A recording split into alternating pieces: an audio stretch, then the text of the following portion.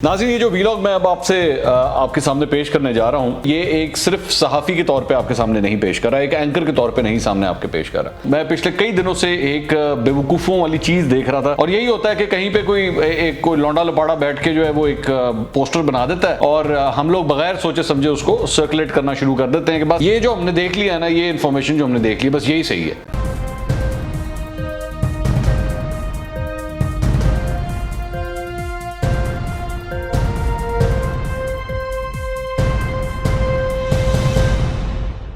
अस्सलाम वालेकुम नाज़रीन, मैं हूं मंसूर अली खान। अपने YouTube चैनल के ऊपर आपको खुशामदीद कहूँगा। सबसे पहले आपसे दरख्वास्त के चैनल को सब्सक्राइब करना मत भूलिएगा और बेल आइकन ज़रूर प्रेस कीजिएगा। नाज़रीन, ये जो वीलॉग मैं अब आपके सामने पेश करने जा रहा हूँ, ये आप ज़हन में रखिएगा कि ये एक सिर्फ सहाफ़ी के तौर पर आपके सामने नहीं पेश कर रहा, एक एंकर के तौर पर नहीं सामने आपके पेश कर रहा। बहुत से लोग मेरा तारुफ जो है वो एक सहाफ़ी और एक एंकर होने के नाते तो जानते हैं, लेकिन मेरा एक और इससे पहले एक माजी भी है जो बहुत से लोगों को नहीं पता। मैं आज आपके सामने रख देता हूं और उसके बाद अपने वीलॉग का आगाज़ करूंगा, ताकि आपको पता लगे मैं जिस टॉपिक पे बात कर रहा हूं वो मैं क्यों कर रहा हूं। मैं खुद भी एक नेशनल लेवल का स्विमर रहा हूँ, और स्विमिंग मैंने तकरीबन प्रोफेशनल स्विमिंग जो है तकरीबन 10 साल मैंने की है। पंजाब की टीम को मैंने लीड भी किया है, और पाकिस्तान के जूनियर जब चैम्पियनशिप हुई थी तो उसके अंदर मैं बेहतरीन तैराक भी बना था।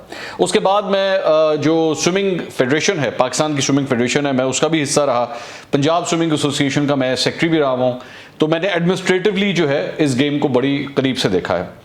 ये सब कुछ आपको बताने की वजह ये थी कि मैं अब आपको तफसील बताने जा रहा हूँ। मैं पिछले कई दिनों से एक बेवकूफ़ों वाली चीज़ देख रहा था जो व्हाट्सएप ग्रुप्स और सोशल मीडिया के ऊपर चल रही है, जिनके बारे में लोगों को पता नहीं है। और यही होता है कि कहीं पे कोई लौंडा लपाड़ा बैठ के जो है वो एक पोस्टर बना देता है और हम लोग बगैर सोचे समझे उसको सर्कुलेट करना शुरू कर देते हैं कि बस ये जो हमने देख लिया है ना, ये इन्फॉर्मेशन जो हमने देख ली, बस यही सही है।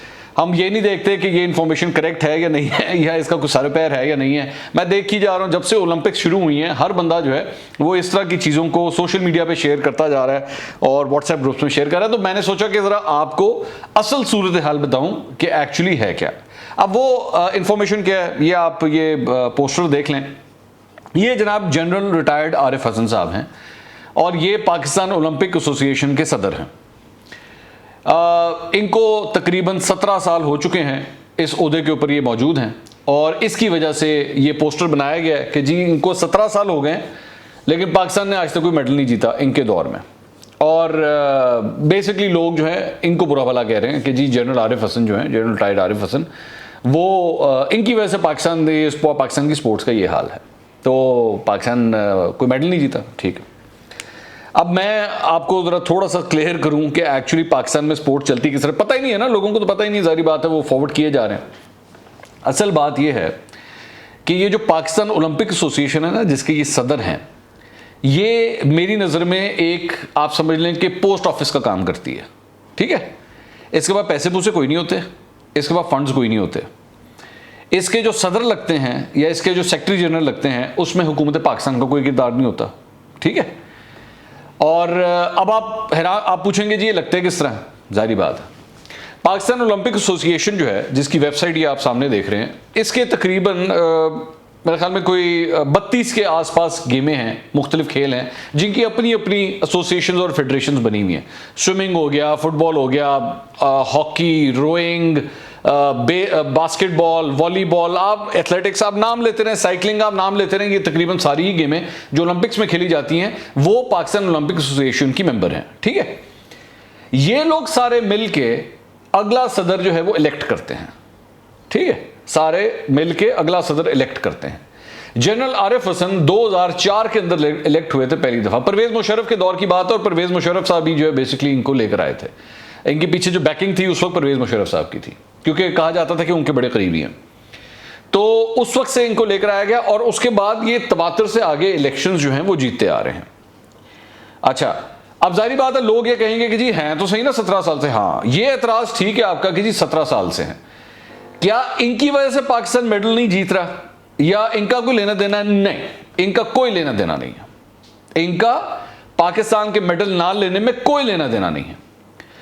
अगर पाकिस्तान कोई मेडल जीत गया तो क्या इनका लेना देना होगा? नहीं, इनका किसी किस्म का कोई लेना देना नहीं होगा। ना मेडल जीतने में और ना मेडल ना जीतने में, दोनों में कोई ताल्लुक नहीं इनका किसी चीज के साथ। फिर आपका सवाल होगा तो फिर इनका काम क्या है? हाँ, इनका काम यह है कि ओलंपिक्स के लिए जो पाकिस्तान का दस्ता जाता है, ये बेसिकली उसके बारे में ओलंपिक एसोसिएशन, जो इंटरनेशनल ओलंपिक काउंसिल है, उसको ये बताती है कि जी ये ओलंपिक्स का दस्ता जो है आपके पास आ रहा है, ये ऑथेंटिक खिलाड़ी हैं हमारे पाकिस्तान के, जो पाकिस्तान को रिप्रेजेंट करेंगे। इसके अलावा मतलब पाकिस्तान के अंदर और कौन कौन से जो खिलाड़ी हैं, कुछ को वाइल्ड कार्ड मिलता है। वाइल्ड कार्ड अब वो मैं लंबी बात हो जाएगी, लेकिन कहने का मकसद ये है कि बेसिकली ओलंपिक्स की जो आपका जो दस्ता जाता है ना, वो पाकिस्तान ओलंपिक एसोसिएशन की मोहर के साथ जाता है। अगर वो ना भेजे या वो ये ना कहे कि जनाब ये फलां बंदा जाएगा, तो कोई शख्स जाके पार्टिसिपेट नहीं कर सकता। कोई यहां पे मतलब चौधरी मजीद उठ के जाके जो है वो ये नहीं कह सकता जनाब मैंने एथलेटिक्स के मुकाबलों में हिस्सा लेना, ये नहीं हो सकता। आपको वाया पाकिस्तान ओलंपिक एसोसिएशन जाना पड़ेगा, एक बात। तो इसलिए ये जनरल रिटायर्ड आरिफ हसन के ऊपर जो तनकीद हो रही है, ये वाली तनकीद कि जी इनकी वजह से पाकिस्तान मेडल नहीं जीता, ये बिल्कुल फजूल है, इसका कोई सर पैर नहीं है। ठीक है, एक बात। हाँ, अब आपका सवाल होगा कि जनाब 17 साल से बैठे हुए तो इनको हटाते क्यों नहीं है? हाँ, आप इनको हटा नहीं सकते। अब आप पूछें वो क्यों? आप इनको इसलिए नहीं हटा सकते क्योंकि ये जो 32 गेमें जो मैंने आपको बताई थी ना, जो पाकिस्तान के अंदर खेली जाती हैं, इनकी फेडरेशंस मिल के इलेक्शन करती हैं और इनको इलेक्ट करती हैं। ठीक है, इस तरह ये आते हैं और आके सीट के ऊपर बैठते हैं। पिछले मुख्तलिफ टर्म से 2004 से लेकर आज तक हर 5 साल के बाद जब इनके इलेक्शंस होते हैं, 2004 में हुए थे, 2012 में, 2016 में, 2019 में, जब ये इलेक्शंस हुए हैं, ये इलेक्शंस ये जीतते आए हैं। ठीक है, अब अगर इनको हुकूमत हटाने की कोशिश करती है, ये कहती है जनाब जनरल रिटायर्ड आरिफ हसन साहब को हटा दें, तो पता क्या होगा? आपको इंटरनेशनल ओलंपिक काउंसिल बैन कर देगी कि जी आप इनके मामलात में बोल नहीं सकते। हुकूमत जो होती है किसी भी मुल्क की, वो इनके मामलात में नहीं बोल सकती। आप ये करके देखें, आपके ऊपर ओलंपिक्स की तरफ से बैन लग जाएगा। आपकी अभी तो मेडल नहीं आ रहा ना, आपका खिलाड़ी कोई नहीं जा सकेगा, आपके ऊपर लग जाएगा बैन। तो इसलिए हुकूमत इस मामला में बोल नहीं सकती। अगर कोई कुछ कर सकता है तो वो सिर्फ और सिर्फ वो फेडरेशंस हैं जो कोई ना कोई अपना रोल अदा कर सकती हैं और इनको इलेक्शन के जरिए जो है निकाला जा सकता है। अब आ जाए, ठीक है। अब आपका फिर अगला सवाल ये होगा, जाहिर बात है मैं जानता हूं कि फिर कौन जिम्मेदार है? कोई तो जिम्मेदार है ना। पाकिस्तान के अंदर अगर ओलंपिक्स के अंदर पाकिस्तान मेडल नहीं ले पा रहा, इतने सालों से मेडल नहीं ले पा रहा, तो कोई तो जिम्मेदार है। हाँ, इसका जवाब मैं अब आपको देता हूं, कौन जिम्मेदार है। इसका सबसे पहले तो मैंने बता दिया कि इसमें जनरल रिटायर्ड आरिफ हसन का कोई ताल्लुक नहीं है, वो जिम्मेदार नहीं है। इसमें जिम्मेदार है सिर्फ और सिर्फ 3 अफराद और 1 महकमा। ठीक है, 3 अफराद और 1 महकमा। मैं नीचे से शुरू करता हूं कि नीचे से सबसे पहले कौन जिम्मेदार है, फिर मैं ऊपर की तरफ जाऊंगा। महकमा कौन सा है? सबसे पहले इस पे आ जाएं। ये महकमा है जनाब Pakistan sports board. Pakistan sports board, जिसका दफ्तर इस्लामाबाद के अंदर है। पाकिस्तान स्पोर्ट्स बोर्ड के अंडर तमाम जितने सूबे हैं, उनकी तमाम जितने स्पोर्ट्स बोर्ड बने हुए हैं, चाहे वो पंजाब में हो, बलूचिस्तान में हो, सिंध में हो, केपी में हो, सब इसके नीचे आते हैं, इसके एफिलिएशंस में आते हैं। ठीक है, पाकिस्तान के अंदर स्पोर्ट्स किस तरह चलानी है, वो ये जिम्मेदारी होती है इनकी। पाकिस्तान में स्पोर्ट्स को किस तरह प्रमोट करना है, इस स्पोर्ट्स बोर्ड की जिम्मेदारी होती है। अगर कोई खिलाड़ी जो है वो कैंप्स में जा रहे हैं, अगर कोई खिलाड़ी चैंपियनशिप्स में हिस्सा लेने के लिए जा रहे हैं, ओलंपिक्स में जा रहे हैं, एशियन गेम्स में जा रहे हैं, कॉमनवेल्थ गेम्स के लिए जा रहे हैं, उन तमाम खिलाड़ियों की तमाम तर ट्रेनिंग, उनके लिए कोच मंगवाना, उनके खाने पीने का ध्यान रखना, हॉस्टल के लिए, ये सारी जिम्मेदारी पाकिस्तान स्पोर्ट्स बोर्ड की है। ठीक है, क्लियर हो गया। टारगेट जो है वो ये है, इनकी जिम्मेदारी है। क्या इन्होंने अपना काम किया? बिल्कुल नहीं किया।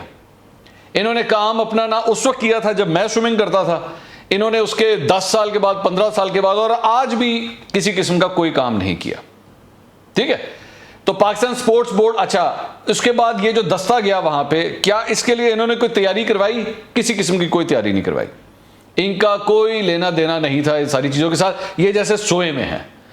अब आप पूछेंगे जी इसमें कौन इंचार्ज है? इसमें जनाब इंचार्ज है DG sports board colonel retired Mohammad Asif Zaman sahab, जिनको अभी हालिया 2-3 महीने पहले इनको इस सीट के ऊपर लाके बिठाया गया। ये भी साबिक कोई स्कॉश के प्लेयर हैं और इनको लाके इस सीट के ऊपर बिठाया गया।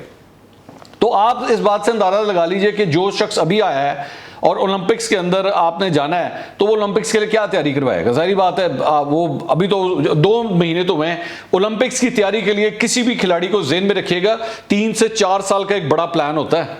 तब जाके ओलंपिक का मेडलिस्ट जो होता है वो तैयार किया जाता है। 3-4 साल, ये जो आपके बड़े बड़े मुल्क है ना, अमेरिका, चाइना, ऑस्ट्रेलिया, जो बड़े बड़े स्पोर्टिंग मुल्क हैं, वहां पे खिलाड़ी इतने इतने साल लगा के जो है वो तैयार होते हैं। तो इन साहब को तो भी आए हुए 2 महीने। अच्छा, दूसरी बात ये, इनकी कुर्सी को 2 साल से खाली पड़ी हुई थी।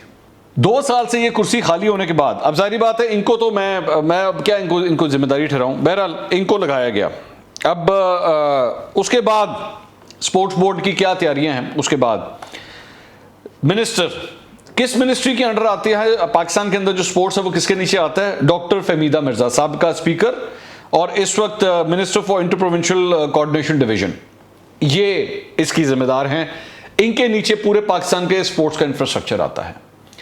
डॉक्टर फहमीदा मिर्जा साहिबा जो हैं उनको मैं नहीं जानता स्पोर्ट्स की कितनी नॉलेज है, लेकिन अगर आज पाकिस्तान का ओलंपिक्स के अंदर ये हाल है, जो परफॉर्मेंस आप देख रहे हैं इस ओलंपिक्स के अंदर, तो उसके लिए ये मिनिस्टर साहिबा इंचार्ज हैं, और कोई नहीं है, और कोई नहीं। अभी मैंने तीसरे शख्स पे आना है, ये अभी मैं सिर्फ 2 लोग आपको बता रहा हूं, ताकि अगर अपना गुस्सा, अपने सवालात जो है वो किसी की तरफ आपने डायरेक्ट करने हैं ना, तो 2 लोग तो ये हो गए जो मैं आपको बता रहा हूं। डॉक्टर फहमीदा मिर्जा, इनको कोई अपने ओहदे से नहीं हटाएगा। पाकिस्तान की इस परफॉर्मेंस के बाद भी कोई अपने ओहदे से नहीं हटाएगा, क्योंकि जाहिर बात है ये कोलिशन गवर्नमेंट में से आई हुई हैं, और कोलिशन गवर्नमेंट में से अगर आपने किसी बड़े मिनिस्टर को, खास तौर पर डॉक्टर फहमीदा मिर्जा को हाथ लगाने की कोशिश की, उनकी कुर्सी लेने की कोशिश की, तो धड़म करके पूरी कोलिशन गवर्नमेंट गिर जाएगी। तो ये हो नहीं सकता, ठीक है।